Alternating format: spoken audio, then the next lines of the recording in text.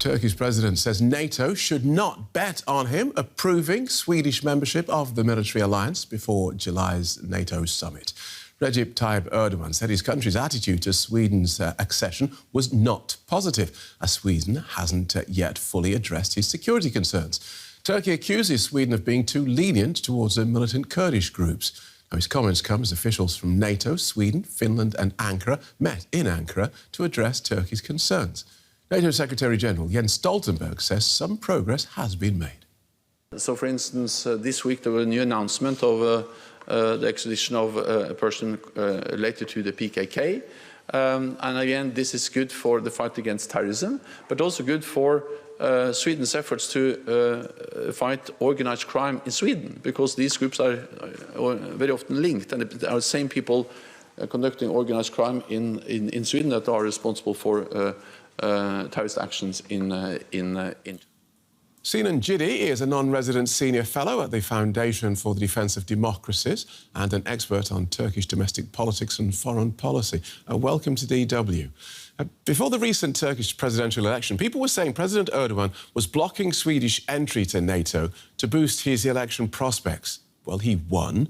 So what do you think the hold-up still is? So that's what a lot of people are wondering right now.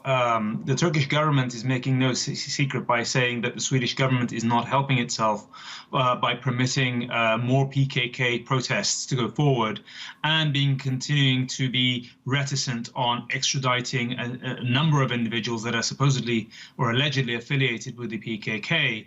But it also coincides with the PKK itself unilaterally declaring that it will be ending its ceasefire, which it temporarily put in place during the earthquakes of February. So there's a whole confluence of things going on. But at this point, I don't expect, at least up until the Vilnius summit of NATO coming up, for Turkey to ratify. So perhaps Erdogan is playing a game that wants to keep everybody guessing.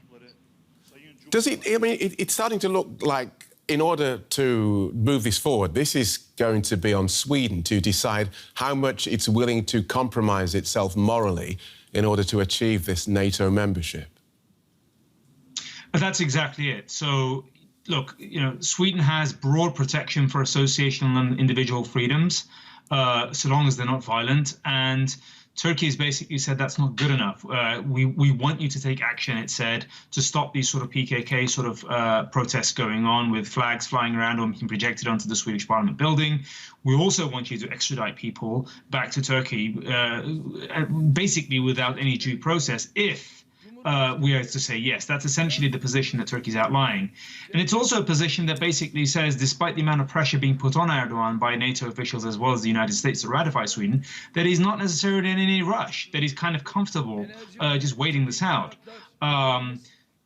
There is a side of me which thinks that he may even draw this out even further beyond the Vilnius summit if he doesn't approve it, basically until the local elections of May 2024, because Erdogan is interested in winning these local elections, Turkey's big cities like Istanbul, Ankara, etc., from the opposition hands. And he's not going to be able to do that by essentially selling an economic message that voters will buy into, simply because, Turkey's interest rates are about to go up and austerity measures are about to come in. So Erdogan could continue to use this sort of rally around the flag message if he wants to attract voter support, but we'll have to see. So this, I appreciate we're speculating, but this could be the one thing he can still hold on to say, well, look, this is me defending Turkey's interests. So if you look at the other side of that equation then and look at Sweden, could it be that Sweden then doesn't join NATO, but instead just signs a series of bilateral mutual defence agreements?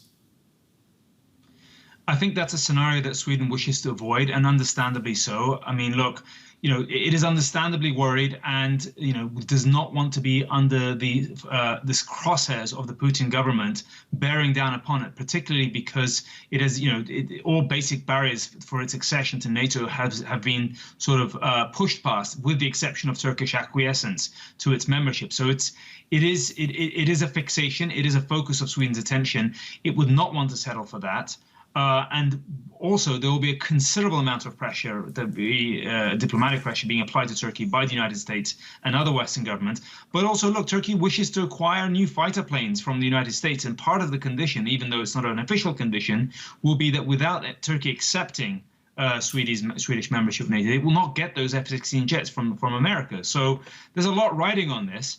But look, Erdogan, by denying Swedish membership, this really plays well with Turkey's domestic opposition, as well as Turks who live in Europe.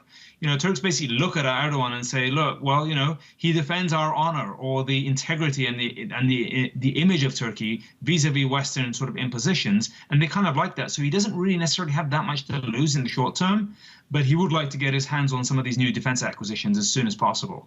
That's very clear. Thank you for outlining that for us. Sinan Jidi of the Foundation for the Defence of Democracies. Thank you. Thanks.